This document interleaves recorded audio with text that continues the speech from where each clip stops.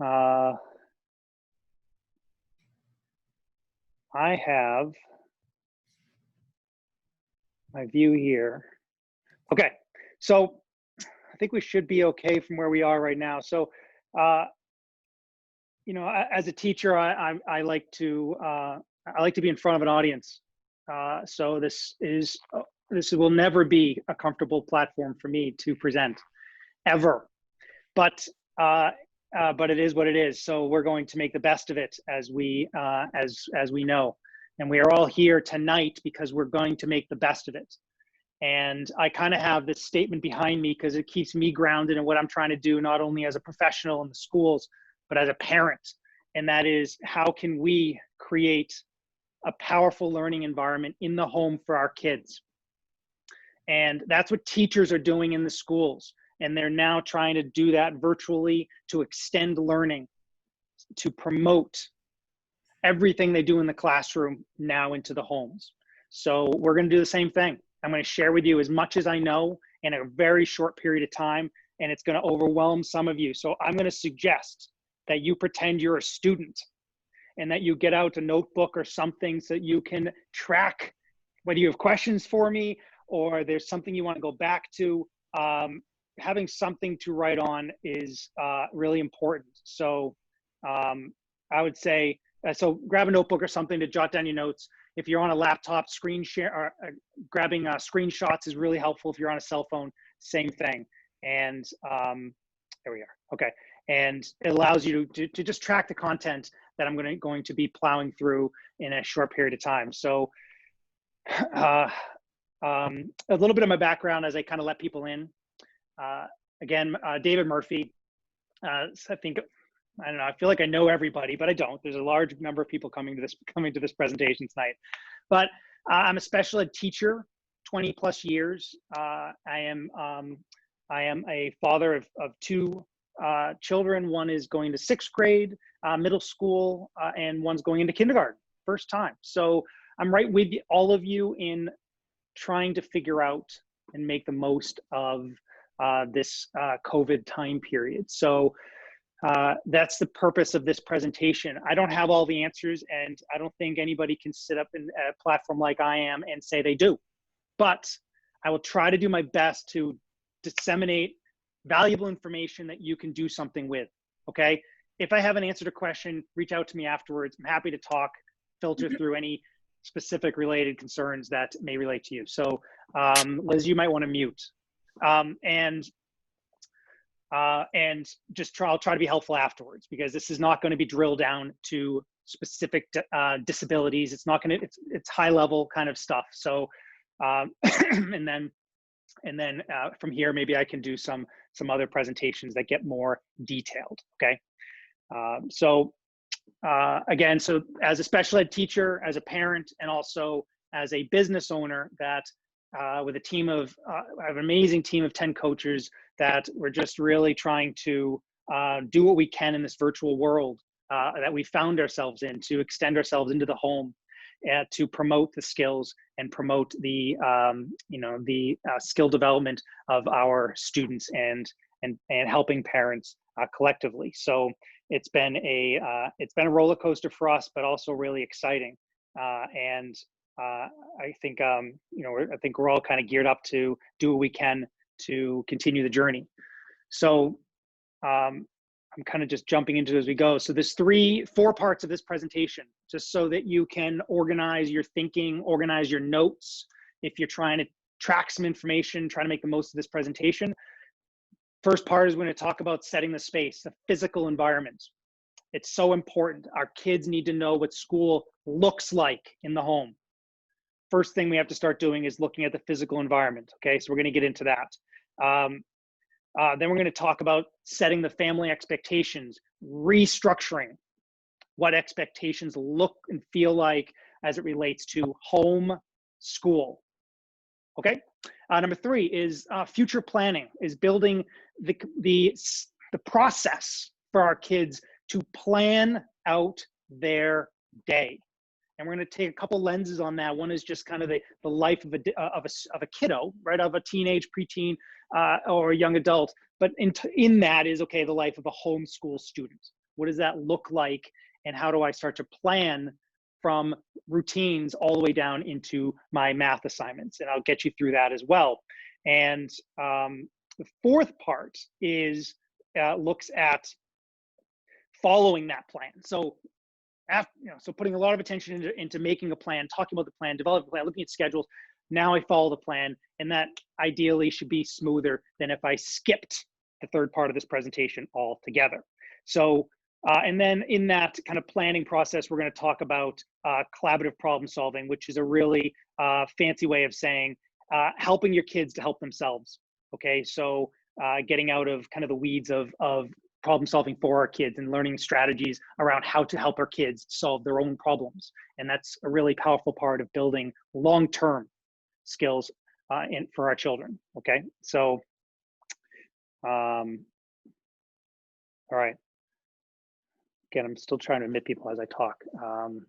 So what's on your mind? I think we all have similar questions that can framed in these four areas. It's probably, I don't know, I could probably make a list of 100 questions that are right now unanswered. But first one I've already hit on. Second one is I want us thinking as parents around what our children's lagging skills are as it relates to handling the independence of home learning. Okay, what are those lagging skills? And that will impact the learning, the remote learning challenging, make it challenging. So, and then the other part is what unsolved problems can I plan for? And that talks about being proactive, and it talks about, and we'll get into that, but you have to start seeing those problems and so that we can start to develop proactive strategies and tools and just conversations around managing them. Okay, so, and then that fourth piece is how can I promote my child's growth and independence, not just as a student, but as a young, a teenager that is trying to move further and further into that world of independence. Okay, so I'm going to close this out. Okay, so here we go. Quick plug on the next presentation. So one of our parent coaches, Courtney Edmond, she's our twice exceptional parent coach, is going to be putting on a presentation on the 23rd, same time period, same format, and she's going to be tackling with parents this label or this kind of discussion around twice exceptionality and what that means as a parent trying to help a child navigate that world. So from understanding to exception to action. It's an excellent topic. I've listened to her already, and she'll blow you away. So she's excellent. So hopefully you can join us then on the 23rd, and you can access the registration on our website. Okay. So parenting goals from a high level, we're all here with the same intention. And our kids, actually, you give this to any of our children, they're going to agree with you, right? They want the independence, responsibility, and they want to learn how to overcome their challenges. And they want to learn to not only meet their expectations, but as they start to move in life, they're meeting the expectations of the roles and goals that they have in their life. So that's our goal. So here we are in this new frontier of virtual learning, and we're not too sure how to pull this off. So we're going to roll up our sleeves and figure it out with this in mind. All right. So no, we can't bail on the year. We can't bail on parenting, and we can't just check out. Right. So my wife sent me this GIF, and I was like, this is awesome. So we can't. And even though there's times in our day where like, oh, is there a pill for that? Well, apparently there is. So you can maybe find it at CVS. So, but seriously, I think having humor, brevity in this time period is very important. Teachers are going to lead the way with students to make them feel comfortable, help them adapt, help them adjust, help them learn to problem solve through all the challenges. So our ability to relax and breathe and just say it's going to be okay, we'll get through it, is so important. Absolutely so important. So I'm not here to add stress to you at all. If anything, it's to help empower you to now feel like you have a little bit more control over the situation. Okay, so let's get into organizing the space. So let's imagine you're all at home in the comfort of your kitchen, and maybe you're both, you're on a laptop, or maybe you're on the couch. I want you to start to imagine, if you haven't already, hitting the reset button on the home environment. Homes were not built to be schools. right? You didn't have a kitchen, family room, dining room, school room. It doesn't exist. Even offices, home offices aren't necessarily part of a typical home design. And here we are stuck in this place where we have to start to recreate physical environment. So you have to start to help your child see the home as a place for school. And I say see, they have to be able to look through a lens and understand what home school looks like as I walk downstairs. And I have this environment that now caters to and nurtures that type of energy. And so I'm using language and I'm using space to start to shape that. Really important. So as I start to organize the environment, this on the left, my left, your left, is paint. It's dry erase marker paint. And I love this stuff. It's so good. You take a place on your wall, take down the pictures, store them away until we're out of kind of this, COVID period, and paint the wall. Get this environment set up for learning. And I'll explain what to do with a dry erase wall a little bit, but start thinking of the furniture. What furniture do we need? Maybe I can just repurpose the dining room table. But my high schooler still has a middle school table, has a middle school desk in their room. Yeah, that's not going to cut it, right? I want to create a powerful learning environment. So what does that look like? And start to do that. Bring your kids into the conversation. Have them part of the redesign efforts because they want it as much as you do. It's so new to all of us. So we're all learning this together. Get an analog clock, post it on the wall, help your child understand the passage of time through the only tool that can teach it. Where number two is it's awesome, a traveling whiteboard, nice and big. Now, our kids are going to be doing projects and they're going to be putting out content. And then they're going to take videos of that content and they're going to upload it to a website. And they're going to have to use different websites they've never used before. And they're going to have to share learning in ways they've never shared before. I think a whiteboard like that is going to go a long way with a kiddo that needs an environment to create something. Even if it's to do a math problem, who cares? Do a math problem or take a picture with your phone and submit it. That's awesome. A timer, just to teach time management. 5 minutes, 10 minutes, just to be able to understand. I got 20 minutes. I have an assignment. I'm going to give 20 minutes as assignment, take a break. And I have a slide a little further on that will give you kind of some time markers in terms of developmental milestones. Okay. Headphones. Most of our kids have headphones. We all have headphones or earpods. But a wireless headphone can create a type of almost compartmentalize a Zoom class and a learning time period. Right? So I put those headphones on and I'm engaged with note-taking, I'm engaged with a lecture, and I'm engaged with my teacher and my class online. What's going to happen is our kids are going to sit down and they're going to be seeing their teacher and a class. And in theory, they're going to just kind of move themselves into that space virtually. It's like when they play a video game. Same thing, kind of the environment around them is going to shut down a little bit. And so in doing that, you want to have the tools like headphones that can really support that and maybe drown out the noise around them of a sibling that's at the table next to them because space is a limited resource and we need to share space. So, okay, that's fine. Create some dividers and make it happen. Okay. Other tools. This is a study, Carol, that's high up. So talk about sensory, talk about needing to walk around, hyperactivity, whatever it is. Just, I can't sit still very long. I'm standing. And so having this platform, this is an excellent academic resource. They're in schools. We have them in Duxbury. And when students that need them use them, they love it. And that little footrest right there, that little piece of metal swivels. So you're standing on one foot and you kind of, it's like when you're sitting and you're tapping your leg or rocking your leg. It's the same thing, but now I'm standing. So I'm just feeling like I'm changing my environment. So really helpful. Talk to your kids, see what would work for them, test out different things, and don't be afraid to really expand, what would be typical. Because again, we have to bring school into the home, whatever it takes. Printing. I think printing is going to be very helpful to so many of our students that benefit from handwritten or content that they can manipulate, whether it's highlighting passages in a 16-page short story, or it's a math worksheet, or it's a PowerPoint presentation, and they want to print out the PowerPoint presentation in a format that allows them to take notes in the margins. Excellent. Excellent. So having a dedicated printer with plenty of ink is going to allow that to happen. Okay.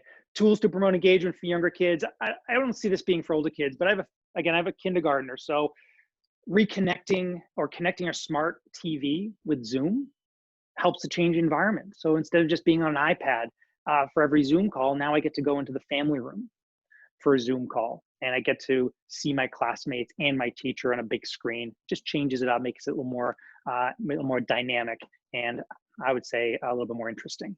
Okay. We're starting to get kind of deeper and deeper into the details. Okay, so we talked big level around the house. Now we're starting to get a little deeper into resources and tools. Now we're going to talk about LMS platforms, the apps. Okay, LMS is learning management systems. If you don't know that by now, your student has access to content somewhere. Schoology, Google Classroom, Canvas. These are places where content is managed by the teacher and pushed out to the students. Make them accessible. Help your child make them accessible on all platforms, whether or all screens. So maybe even on your screen, if your child's going to need some help because you know the lagging skills and you're coming up with a proactive plan to help them manage it, then it should be on your phone as well. And so when it comes to submitting assignments, I'm going to be teaching my kids how to take their phone and do their math problems, take a picture of their math problem, and submit it onto Schoology into the area that says submit your work.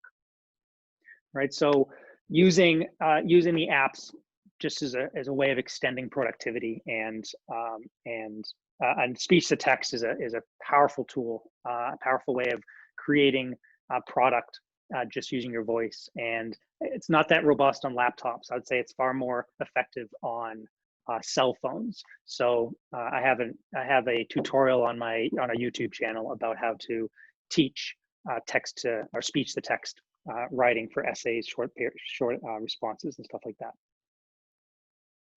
Okay. Again, strategies to promote engagement. I didn't talk about this last week. I'm talking about it tonight because I think it's important. It just didn't come up in my. I wasn't aware of it last week like I am now. But what we want to help our kids do is organize on the browser. I would say stick to a Google browser for most of the academic work.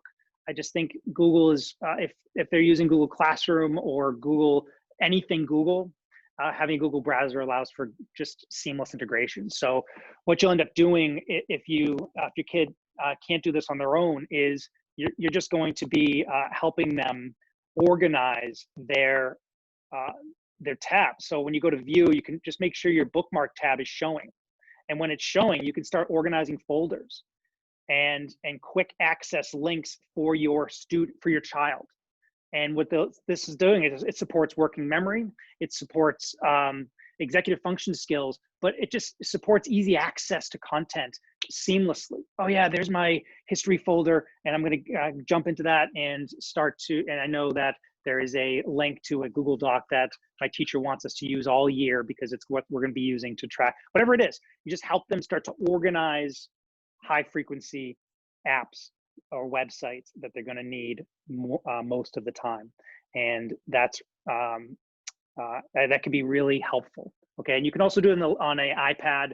You can create hyperlinks that show up as a app on on the face of a phone or an iPad. Okay, family expectations. Times are changed. Okay, it's no longer what it was, and we're not sure when it's going to end. So until things go back to at least what we consider normal, we'll just talk about this as new normal. What are the expectations? What do we as a family expect of each other around home learning? Hybrid model, virtual model, doesn't really matter. It doesn't really matter. There's a phrase that's being used. It's same but different. All right. So whether you're home or you're at school, try to talk about what's same versus different. And so you can start to come up with Yes, what is the expectations around following a schedule, even though you're not going to school? It is a school day. It's same but different. You're not leaving the house to go to school, but school is in session. So how do I start to create family expectations around what is expected of a student during a school day, virtual or otherwise? And most kids will bring them into that conversation and come up with answers together. And in doing that, what you're doing is you're creating clear, consistent, and a proactive plan that can help with self-regulation. It can help with time management. It can help with stress management. If we're all on the same page and we have clear expectations, then it's going to allow me to move more deliberately throughout the tasks and responsibilities and priorities in my day. So talk about breakfast time. When is it? Can we stay consistent with that? Right? Can we talk about a time each day when I meet with my children and we reflect on the day and we look at problems that might be persisting and my daughter is not able to figure out without us having that time period during the day to review the day, to talk about tomorrow, to look at problems and say, what are some options? And I'll get into some strategies about that in a little later. But as we write these down and as we talk about them, it starts to organize our thinking and our emotions and our habits together as a family. That's so important in this virtual world. Family is now more important than ever. So in doing that, it just creates a bond. It creates a level of communication that we want to build on and we want to rely on when the stress hits the fan. So in doing this, we're getting to this point where our children now are seeing themselves a little clearer of who they are as they transition between time and space. And which is important. If I can start to organize myself in terms of who am I as I transition between time and space in the mornings, between classes, between study time and free time, I might be able to manage distractions better. I might be able to manage my free time better. I might be able to manage my study time better. And so in doing that, maybe we have to go a little deeper with certain kids than others, right? This young girl, we had to come up with a schedule that involved taking pictures of her future self. What does it look like to be a dresser in the morning? What does it look like to be a breakfast eater in the morning? And where do those fit in a sequence of tasks related to a morning? I tell you, as soon as we started to do this, she just ran with it. She felt so good. And there was a little bit of a carrot at the end of that morning, just to recognize that she's doing something really differently, and it feels so good. So what does this look like intellectually or from a brain standpoint? We're talking about supporting working memory. And so for a lot of children that may have lagging skills in self-regulation or executive functions, we can look at working memory as being an area that we want to pay attention to as parents or professionals. So we think about two categories of working memory. We think about non-verbal working memory, which I'm going to have this super dorky picture right here for you guys to laugh at. But non-verbal working memory has to do with images. What do I see in my mind? What do I see when I think of my future and I think of desires or intentions, or I hear my mom or dad saying, start your homework? What do I see when they say that? I might not see much. It may be pretty blank. And so what we want to start to help our kids develop is an image of what future looks like. And we've already started that by talking about expectations. And we've already started that by reorganizing the house so that I can develop a stronger self-image of what my future and what learning looks like. Okay. And so in combination to that, I have the verbal side, which might be how I describe the process or the steps that align with that image. And that has to do with self-talk. So a lot of the work we'll do is, we'll help kids put on their future glasses. I'm just going to keep getting cooler and cooler as I do this. Yep, future glasses on, and you may give them something like this, just a pointer, whatever. It doesn't have to be a pointer, but you start helping them understand. Okay, walk me through the steps to get there, right? And they can start to point out through time and space, if you can, the process or the steps to get to that outcome. All right. And if you can use a morning routines and you can use kind of daily life things, it's a little easier than jumping into a project that's due on Friday and it has to do with writing, which all of that can be super complicated to a student. So taking big picture stuff that might be more strength-based and building on that can be really helpful. And so what you can start to help your children do is develop a picture of what done looks like as I move through my day. How do I want to look and feel at the end of my home learning? I don't know, Dad, but by 12:30, I want to feel like I'm crushing it. And I want to have this list of assignments that have been checked off. And I just feel like, yeah, I just want to feel good. And so, yeah, how do you get there? And that's when you can start to develop the steps that go with that picture. And again, it's super rewarding when your kids start to figure that part out with your help. Okay, so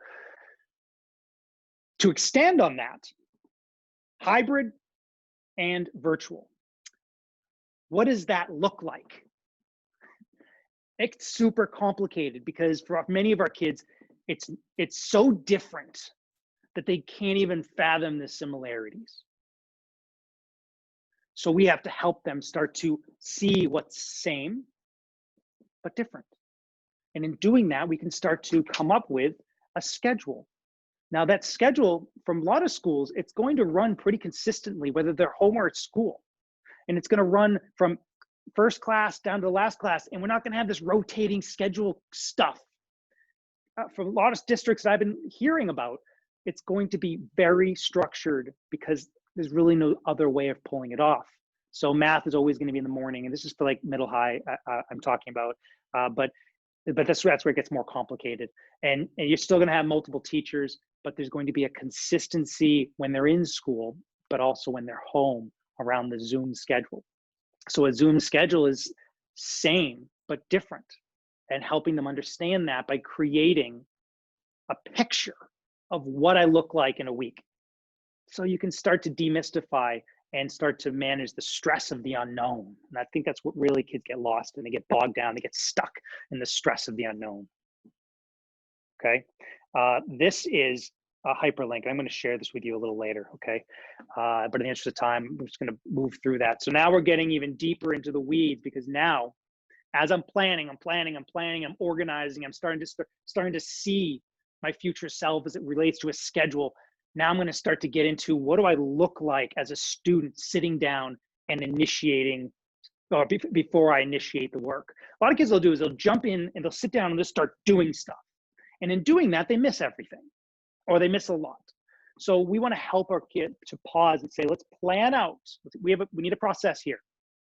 What is the process? First thing I do is I sit down, I look at my LMS, review Schoology, I review Canvas, and I review Google Classroom, wherever content is located. And I start to pull it all together. So maybe I start with math and I pull out math. And then maybe I print off the math assignments for today.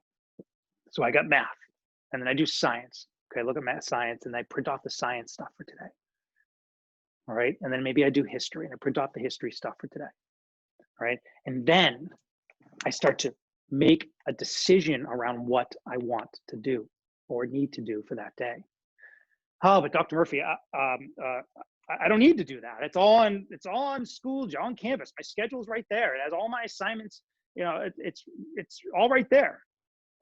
I will say that, so to that argument, which is typically a valid point for a lot of students, I will say there's two sides to that. One is, okay, it may actually be that case. So a lot of students will have to kind of justify that it actually is the way they described it. But for the most part, whatever you see on these LMS platforms is the teacher's plan, or 6 or 7 different teachers pumping content into one spot that doesn't necessarily translate into a student's individual plan. Okay, so what we have to help our kids do, and they have to do on their own if they can, is start to organize. Okay, what is my math work for today? What is my science work for today? What is my history work for today? What is, and by doing that, they can start to organize. Whether this is a planner, this is another type of planner, dollar store, or I start to organize on, I don't know, or on a checklist, or on my whiteboard, I just write out the 6 assignments for all 6 classes, or 4 assignments for the 4 classes, whatever it is, and I start to see what I look like. I told you what I want. I want to feel accomplished in the day. Now I have this written plan out that I can use to now move into initiation process. And by initiating, and so this is a great, these are great tools. These are just, you can print them off and find them on Google. Just do a Google search, and there's a whole bunch of different options out there. Paper versions. These are all paper versions of planners. And this is, again, what I just showed you. This allows any student to look into a week or 2 weeks. Some planners, you just take care of one day at a time, one day at a time, one day at a time. I'm a fan of one day at a time. Even as adults, if we can take care of each day, then I'm ready for tomorrow. And I'm ready for the next day. So I look at each day, just take care of the day, and then tomorrow will take care of itself. So I'm not seeing a snowball effect, and I'm not seeing stuff pile up. Because talk about emotionality and talk about being overwhelmed. So tackle each day. So these are, I'm going to share these at the end, but what you have here is you have different Google tools for virtual access to assignment tracking and creating a real user-friendly platform for tracking assignments. Now, these are great. A couple things they offer you. You can share them. You can link this to mom. I can link this to dad. I can share this with my teacher. I can share this with my coach or my tutor because I have a math tutor. And this allows for there to be a team-based approach to promoting progress. And it's positive progress. We're not talking about looking for symptoms of chaos and inefficiencies. Right? As we teach our kids how to use these tools, they start to feel the rewards, and it becomes self-rewarding. So here's another sample that's just a to-do list. Again, these are templates on Google Sheets. So it's a to-do list, and I can write down my assignments. Then when I check the box, it crosses it off. And I have math, I have science, I have history, and I can use this to manage most of the work. Again, if I'm sharing it with mom or dad, I can download this right onto my phone. And I can have it as an instant link on my phone as if it's an app. And so I can see and track progress, talk to my kids, even if I'm not home. I'm noticing you have a lot of work going on today. How's it going? Right? To make it something team-based, you can't make it as something that becomes a point of contention. You have to really try to take a positive perspective on using these tools. And then this one right here, I got assignment tracker, and then getting back to, so this is a weekly planner one, a little bit more detailed, but for the right student, very effective. So this one allows for not only for me to write out my assignments and track my assignments on a given day, but it also has a place for me to look at my schedule for the day. And I can start to organize, make decisions around time management, around priorities, around obligations. I have a Zoom call at this time, and I have a Zoom call at this time. Look at that, I get 2 hours between those 2 time periods. What do you want to do with that time? I don't know, maybe I'll tackle that math work that I need to do before I meet with my tutor at 3, whatever. So you start to help them make these decisions because they get to see, they start to develop this picture around what they look like. Really cool. So, and then you can share this with people. So if you have children that really have some lagging skills or executive function deficits that require more centralized communication, platforms like this can be helpful, where teachers are accessing it and they're putting links in here that matter in terms of task completion or learning.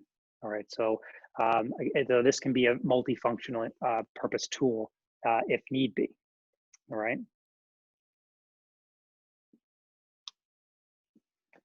Okay, again, what does it look like to be a powerful student on a Zoom call? What are the habits and what does it look like? Nobody knows yet because spring was a nightmare and it was a wash. Let it go. Like it was just collectively just a time period to just get through the year, way too much going on. Now, standards have changed. Teachers are expected to teach, students are expected to learn. Okay, that's good. That's good. But we have to help our kids. Same but different. When I'm in school, what does it look like to be ready to learn? Kind of same. Kind of different. What does it look like to be ready to learn on a Zoom call? Right? I'm not in my bed, am I? I'm someplace with notebooks out and I'm getting ready, or I have my earphones in and I look like a student initiating or organized, ready to go. Okay. Etiquette. Social media. We've some kids have made their own mistakes on what etiquette looks like in certain social media platforms, and I think that can happen again without clear discussions from a parent perspective, and also the teacher. The teacher is responsible for this as well, around what are the rules. Okay, what are the rules? And so I've touched on a bit of this, but just to kind of go on a tangent, or maybe looking at kind of a academic perspective here, brain perspective. We need to be aware of our child's developmental needs. It's so important, so important. If our children are struggling, let's just assume it's not on purpose. If our children could do well, they would. If our children could do well, they would. So if you believe in that, and if we take that presupposition, then what do we then do with that? Well, we want to try to meet our kids where they are and not try to meet them where they are not. Because if we keep trying to meet them where they are not, there's just going to be a breakdown of one of the most important parts. And that would be the breakdown of family connection.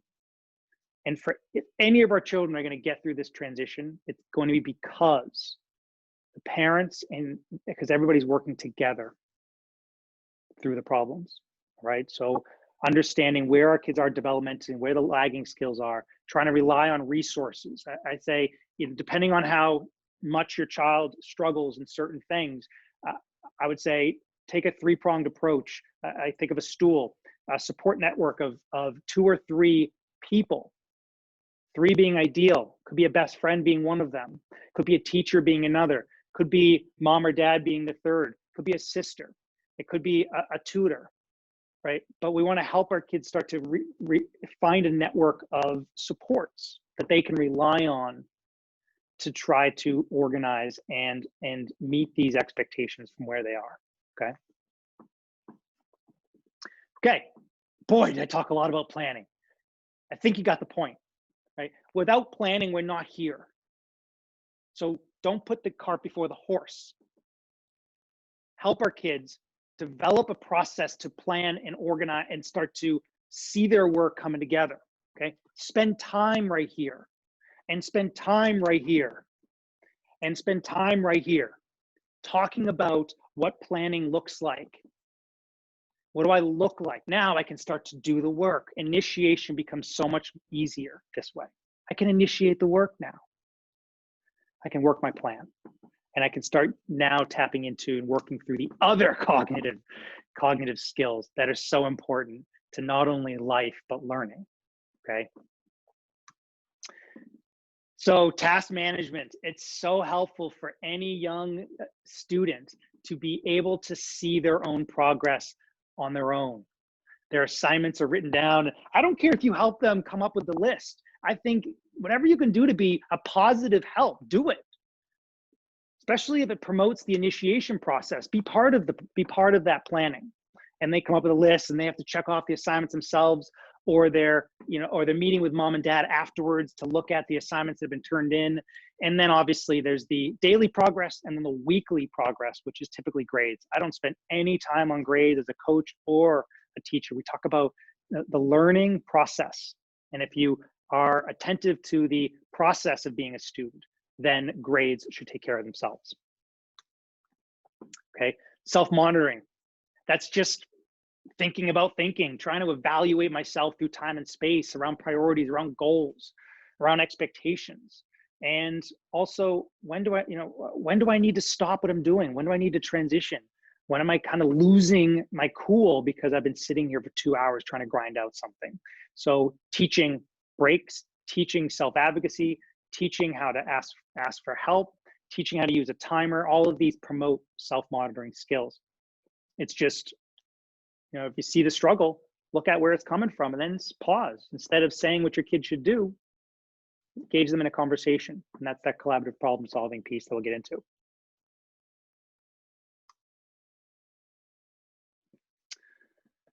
Okay, help set realistic expectations.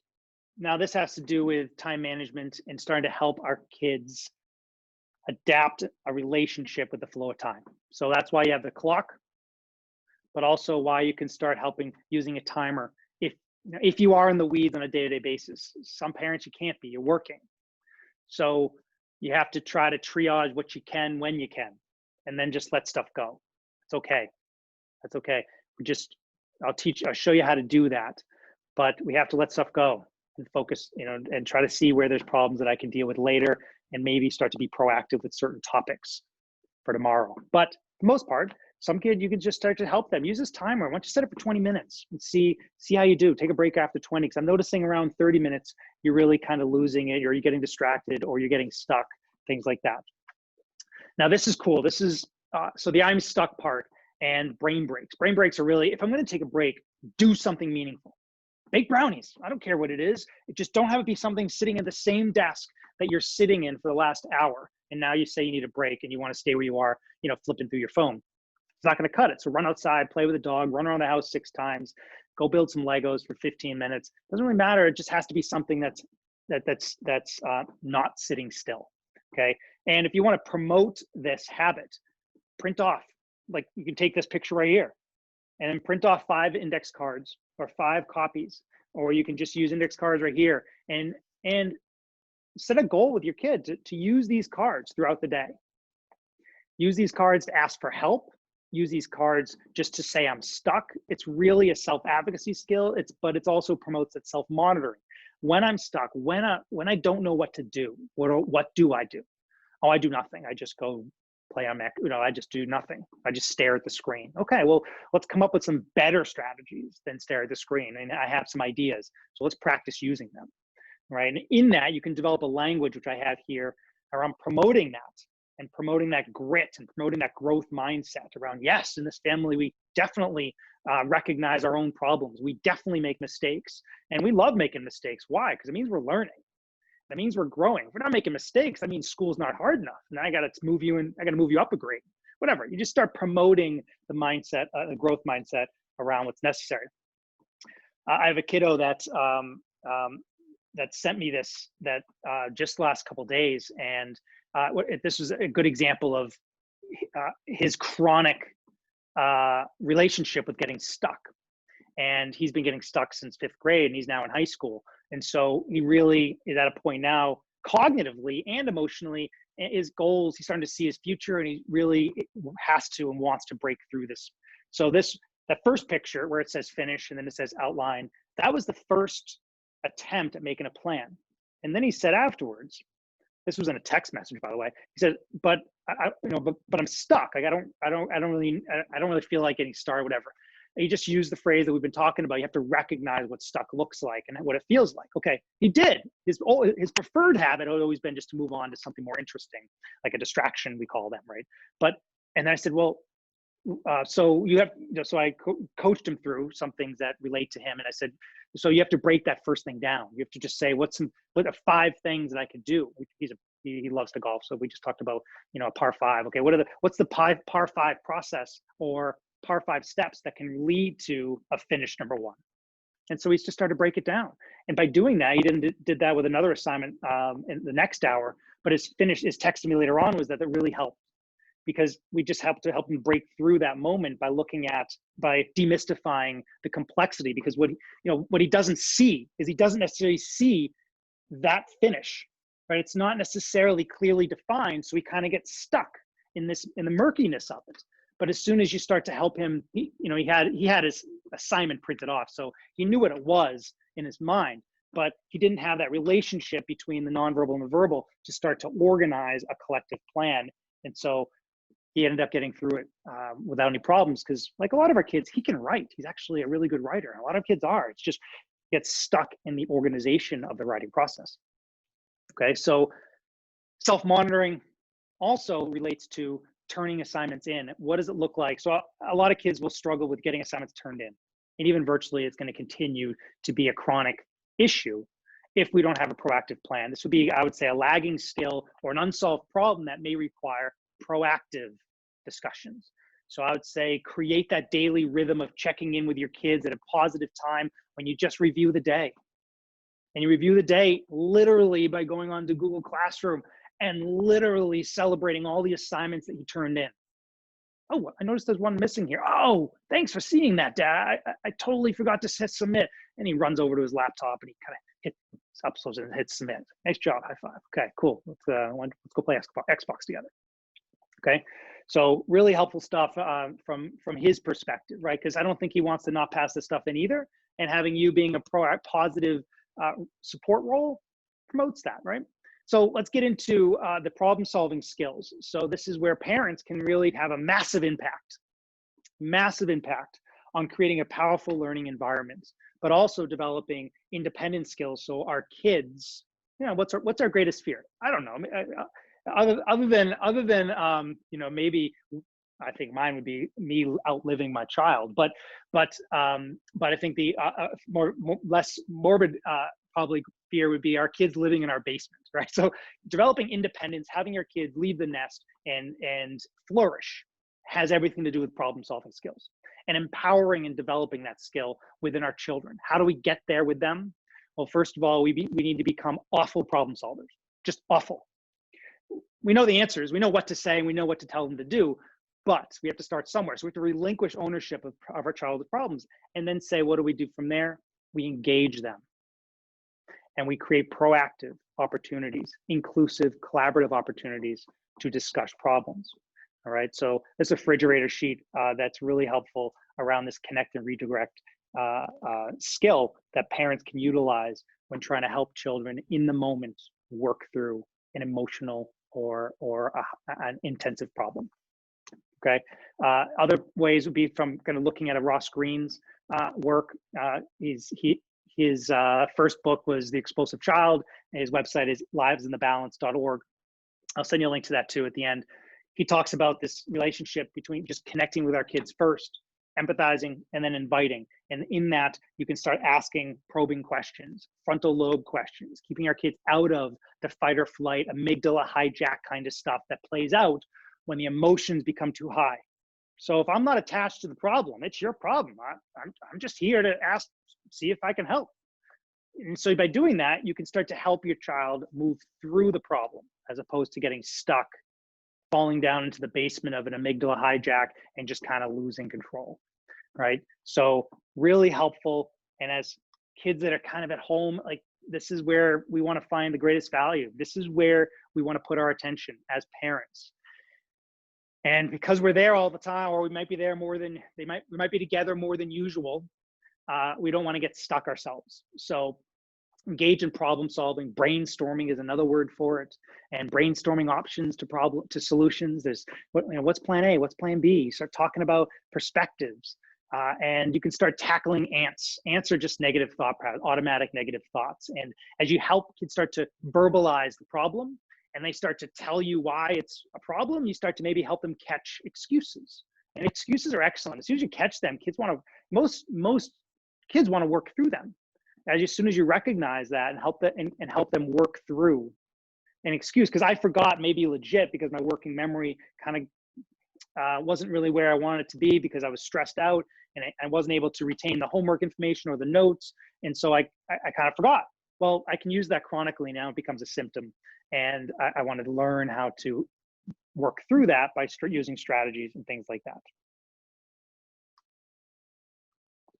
And this gets into another way of looking at problems. And I kind of talked about it. So we can get overwhelmed as quick as anybody because we start to see the litany of problems that are existing in our children's life. Way too much. We don't even know where to start. how do you start to prioritize that? Well, this is awesome stuff. Again, old school stuff by Ross Green, but we can start to organize kind of the three categories of unsolved problems.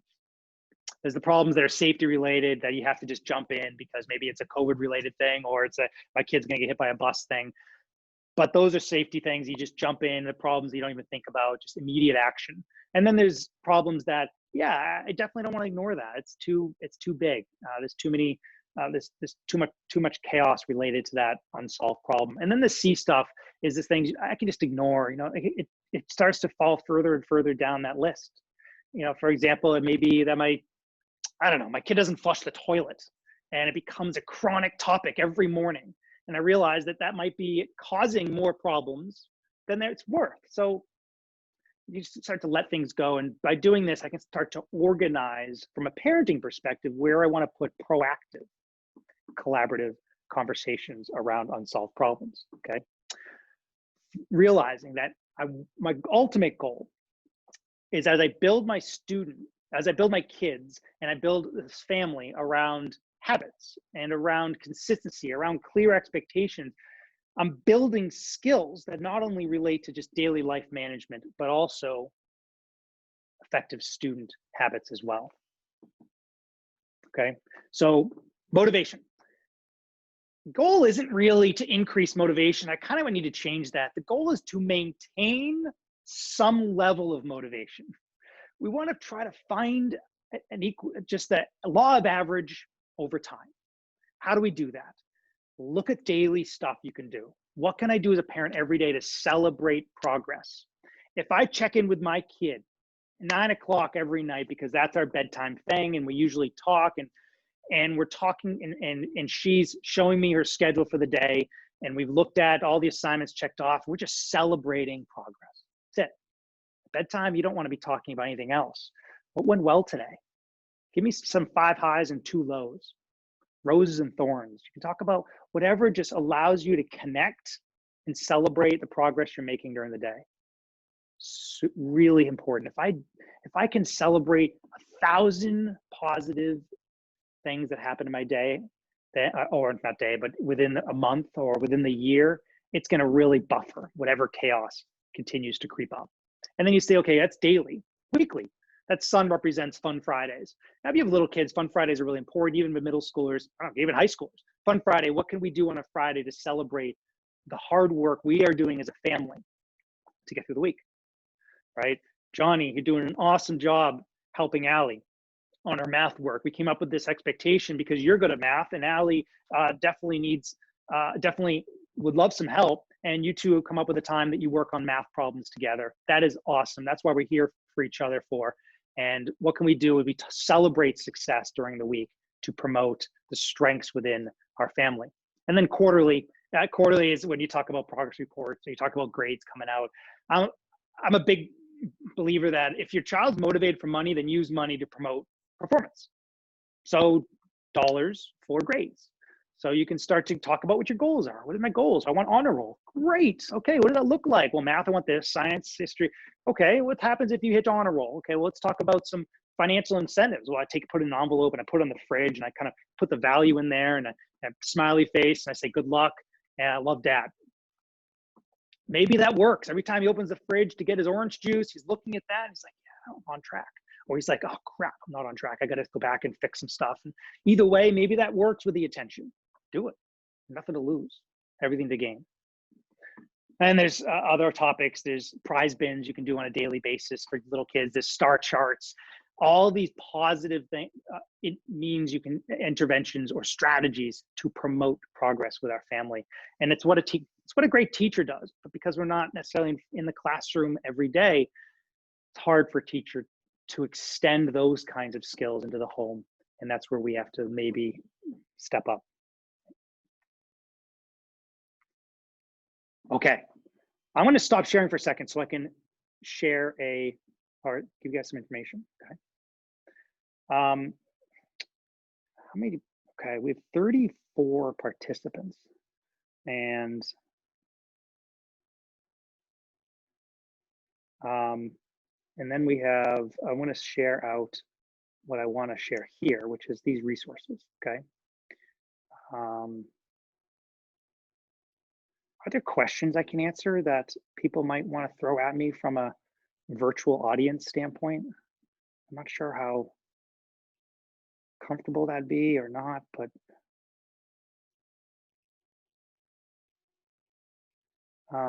everyone. Let's see. Did that go? Didn't. So yeah, if there's anybody with a question, do we have any?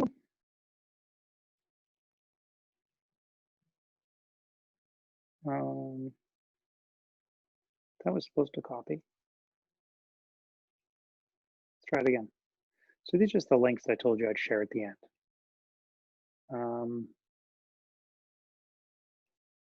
All right, so if there aren't any questions, and I have, oh wait. Oh yeah, the 5 index cards. Okay, thanks, Judy.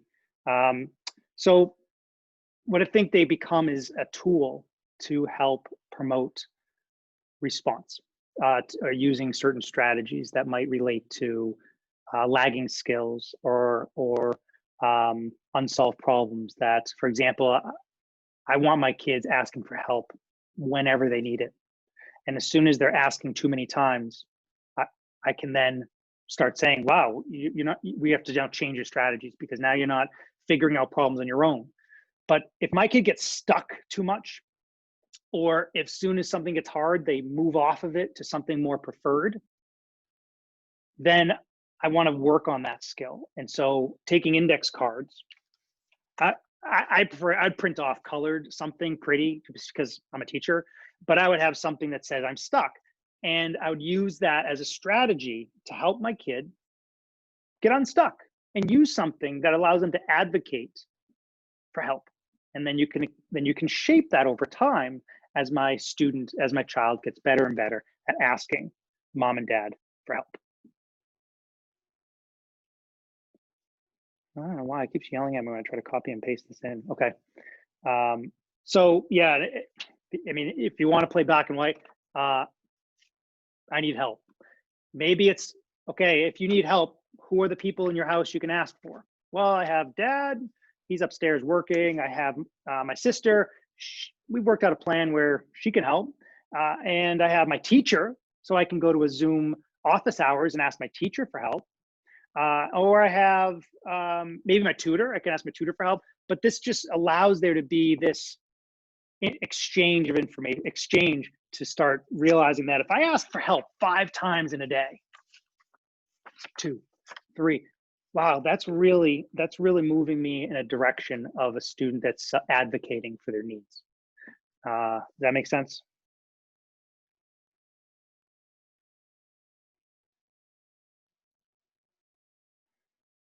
So how do you manage 3 teens? I don't know. Let's start there. Is to you, if the only alternative is use the bedroom for a desk setup. Yeah, I think you start with getting everybody together and talking about the family goals. And if I had 3 teens, I would have them all working together collectively as a group, supporting the best in each other. That's what I would do.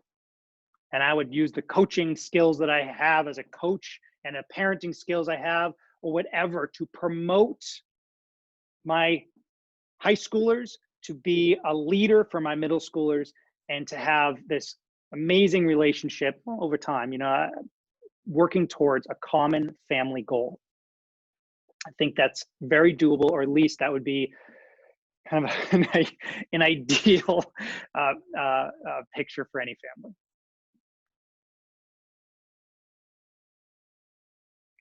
Do I think it is a bad idea to have high schoolers study in their bedroom? It depends. Can they?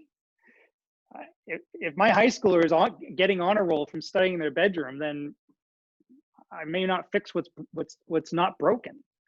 But if I see my child's potential being better than that because they kind of don't even study and they just get very minimum performance, but their minimum performance is still on a roll because learning's easy for them, then I might renegotiate if you're in college, I will tell you, you're never going to study in your bedroom.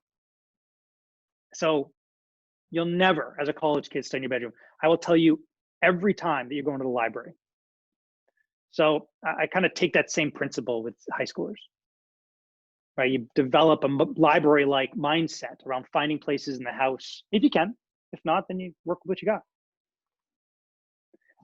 Yeah, so the plan, so Liz is asking about, can you delve into the plan A, plan B, and plan C concept when they are stuck? So if you can, so first of all, you can't delve into plan A, B, and C as a reaction, really, because you want to really keep your child in the frontal lobe, in the higher order thinking part of their brain.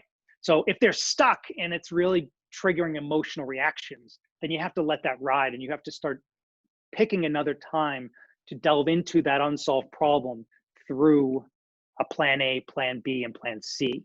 And as you coach your kid, you're going to have to maybe lead the way slowly around that. There's every problem has a solution. Every problem has multiple solutions. Do you believe that? No, I don't. I'm too upset to believe that. Okay, well, let's talk later. But as you start to delve into this, you start to help them understand that I am not a victim. I don't have to be a victim. I have a choice. I have the choice. I have the choice to solve the problem or not. Okay. So as your parent, I'm not going to trigger you any more than you already are by yourself, because you're not meeting your own goals. And you're getting upset by but because you're not meeting your own standards or whatever. Okay. So, but I do recognize there's a problem. So let's circle back to this at a better time. That's an okay. But plan A, plan B, and C is just there's more than one option. And trying to help your kids understand that allows them to organize and kind of cognitively see that, yeah, when I do get stuck, I have to first recognize when I'm stuck, and then I can start to do things with it. I'm stuck right now. How do I know? Because I've kind of been working on this, and my parents have been noticing, because they come over and they say, notice you're stuck. What's up? You know what's up, but that's not the point. You want to help your child know what's up. And then maybe you start to hear some things. The first 100 times you do that, maybe it's nothing, leave me alone. But maybe the 101st time that you ask them, maybe you hear something back that lets you know that whatever you're doing is working, because they're not feeling judged. They're not feeling like you're going to just tell them what to do and tell them like whatever it is that maybe not make them feel any, they're preteens, like they want to do it on their own. So how you ask the question allows them to be judged or not judged. What are on the index cards? Oh, well, other than nothing, it's whatever skills you're trying to help your kid develop. Okay. It can be, I'm stuck. I want you to catch 5 times today when you feel like you get stuck. Well, maybe it's math. Maybe it's because I just don't know how to do this math problem. And I just rip up the paper and I go do something else. Okay. Before you rip up the paper, why don't you try to use your card and put it aside with your card? And we'll talk about that when I get done, when I have my break from work and I come downstairs and check on you and we have a talk around what happened. All right. My son studies in his room as well. I think it's fine. It's better than at the dining room table, right? Yeah, I'm not in your home. So I'm generalizing, and there's way too many people in these kind of talks for it to be a universal truth. So you meet your kids where they are. You talk about what some standards are because you're noticing they're struggling versus, okay, let's talk about ideal learning platforms or environments. What's ideal? I always say, do you know why there's no beds in the library? I mean, it's kind of a dumb question, but it's a good starting point to expand on study habits. And what does it look like to multitask through middle school and high school? What does it look like to get all my homework done and watch every season of Breaking Bad at the same time? But again, if there's no problem, there's no problem. I think we're just here to talk about potential problems. If there isn't one, I don't think we need to add one to the list that doesn't exist. If I give my student more options to get unstuck, take a break, it will set a precedent, and he will fall back on that quite often. Okay, I would start. My principle is really around if we connect with our kids where they are and help them solve their own problems, we're going to help them get to the finish line of whatever's in front of them, right? If we spend all this time delving into their problems, then, and not engaging them in it. So for certain kids, I'm getting a couple messages that get detailed. I would have your kid at the table and ask this and have this whole topic with them and talk about what's worked, what hasn't worked. Why do you have that tendency? Why is that your preferred reaction when things get too hard or you get stuck? You know, is there a plan B other than what you do? What's the consequence of what you do? Well, I end up not getting my homework done. How does that go? Do you enjoy that? Is that part of your, so you just, in my coaching practice, I ask 100 questions during an hour session. Why? I want my clients and I want my kids thinking and trying to understand why things happen the way they do. And maybe they can start to come to their own conclusions around what to do better. Because I think that's the goal in life, just do better, like in whatever category whatever that looks like. Because if I could do better, I would. So as I learn how to think about problems and think about my life, to think about priorities and to think about my goals and to think about intentions, and I start to see myself clearer in the future, I can start to imagine the path to get there. Oh, suggestions for phones and computers used in the room at night, after hours, before bed. I think it matters to what the problem is. If your kid's on a phone and computers late at night and they're not getting a good night's sleep, that's a problem. So I think that deserves a conversation. But maybe your kid only needs 4 hours of sleep and there's no symptoms of the problem. Versus, no, mom and dad think it's a problem because they need 8. But I'd say screen time in the bedroom can be a problem if it's not self-regulated by the child. But the older the kid, they have to learn on their own. They have to develop those intrinsic self-regulatory skills because they're always going to have a cell phone. They're always going to have a computer. So collaborative problem solving is the most powerful way to help kids, help our young teenagers, our teens figure that stuff out.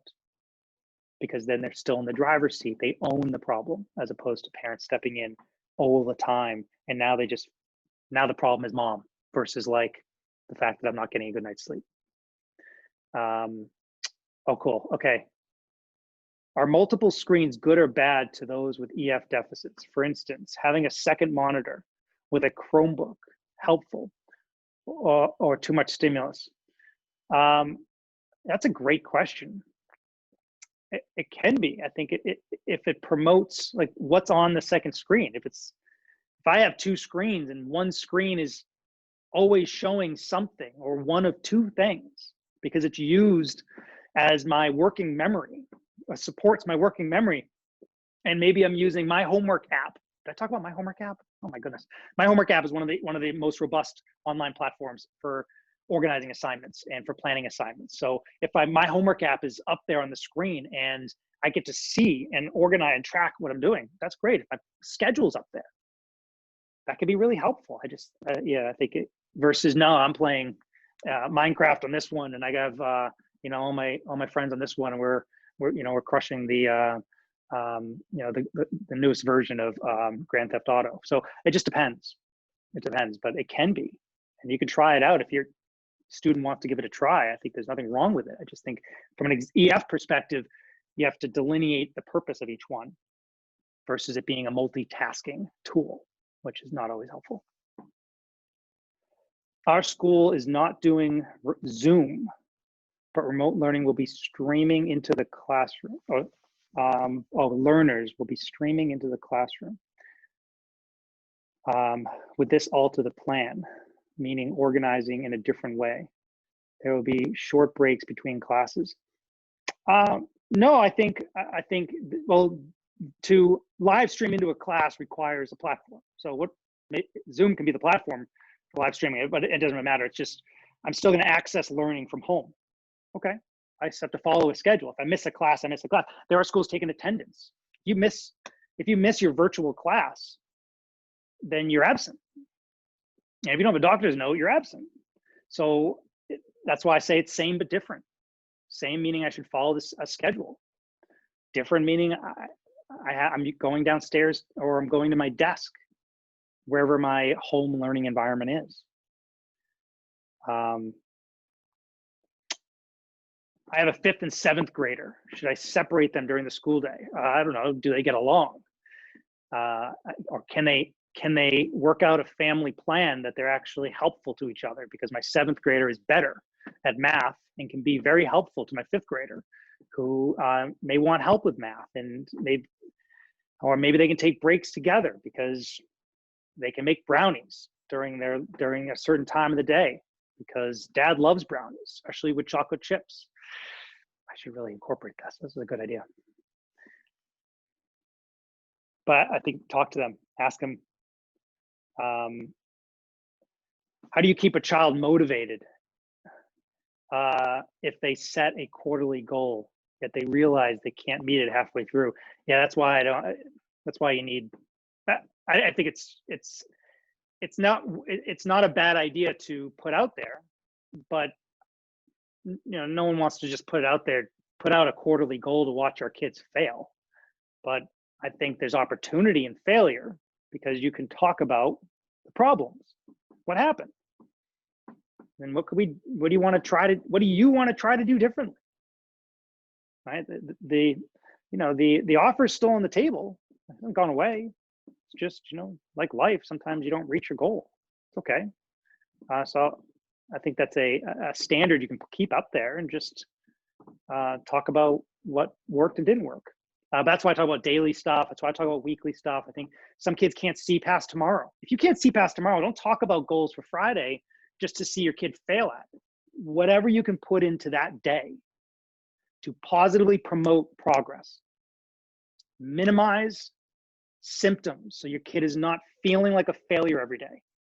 That's good. I want to focus on what's working. I want to build my child's strengths, and I want to celebrate progress. All right, that's so important. If it's just every day, then just focus on every day, right? And realize, yeah, there'll be bad days. It's okay. Hopefully the law of average is in our favor. And more importantly, I'm building a relationship with my child. I'm not sabotaging it. I'm not alienating it. I'm not ruining it.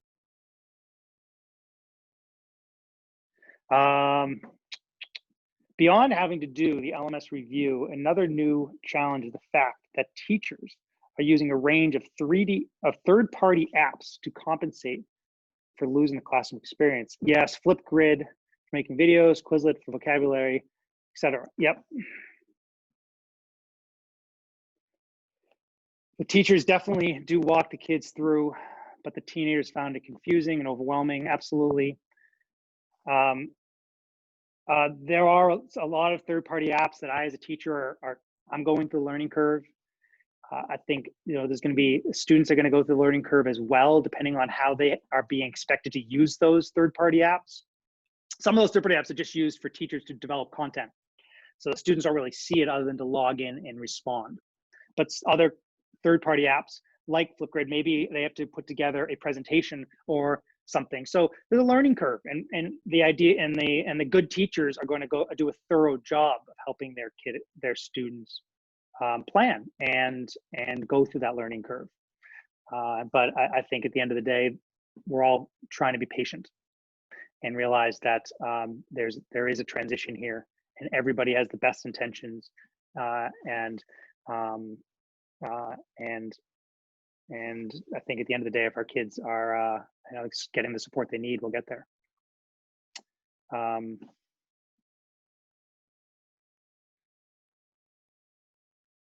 Yes, so I'm going to post this on YouTube. I'm going to share it out directly, I guess, with everybody that shared an email with me. So the question is this presentation going to be accessible? And the link to the planners. I know I keep trying to copy and paste the links. I will share them out in the YouTube. When I upload it to YouTube, I'll put all the links in there and you guys can access it. I'm going to try to get that uploaded tonight or tomorrow. It needs time to upload. So, and then I'll share it out on the calendar invite that I had out with people. I'll put it in there to respond. And then what I'll do also is if I can get it out to an email. But if you're in this call and I don't have your email, then it'll be hard for me to get any of this to you. So just make sure that if I don't have your email, then just send it to me at info@ and then effectiveeffortconsulting.com. And then I'll get just a few. I think we have a last question here. My teen is going back to school in a few weeks. I've tried to talk to him about getting back on a regular sleep pattern. How can I empower him or talk to him about changing his bedtime? Nothing seems to work so far. Honestly, I think it's not a problem until it's a problem. Honestly, I think, you know, if you're on a day that he has to finally get up that early and start going to school, does he? If he does, then there isn't a problem. So you can't forecast a problem, meaning unless there's a pattern of that. But at the same time, you still have to wait for the problem to slap him in to kind of hit him head on. Right now, it's just your problem, and you're just telling your kid, unless they are honest. They're like, yeah, I've been recognizing that, and I've been moody because of it. I've been yelling at my sister because of it. And you start to recognize the issues of poor sleep hygiene impacting mood. Then you start taking a different perspective on it. Like, you're a teenager. I'm not going to tolerate a grumpy teenager because you can't handle lack of sleep. And you start talking about what it looks like to start changing that and what expectations need to be put in place to help. So that's to Deborah, by the way. So hopefully that helps. I mean, we're all teenagers. We all didn't get much sleep. I mean, and some of us it was a problem, and some of us it wasn't. I think that's, and you know, we've been in quarantine since April, so I think our kids have been sleeping a lot. Anyway, so that's that. Okay, so I'm going to wrap this up. I think we've gone over, but that's just because you guys have had great questions. So I'm going to conclude here and call it a night. Thank you very much. I do have a polling question. I actually had a bunch of polling questions, but I didn't ask any of them except for this one. I'm going to ask an I'm going to launch it. 2 questions. Let me know your thoughts on this. Good feedback from me. You know, I spend a lot of time putting these together, and if they're helpful, great. If they're not, I want to know, because I don't want to be wasting your time or mine putting together crappy content that's useless. So, and if there's stuff that's missing, let me know, and I can obviously address it later. I'm going to be doing a CPAC presentation at some point to delve more into the special ed side of things, because this wasn't really that detailed in that area. So that's always good stuff.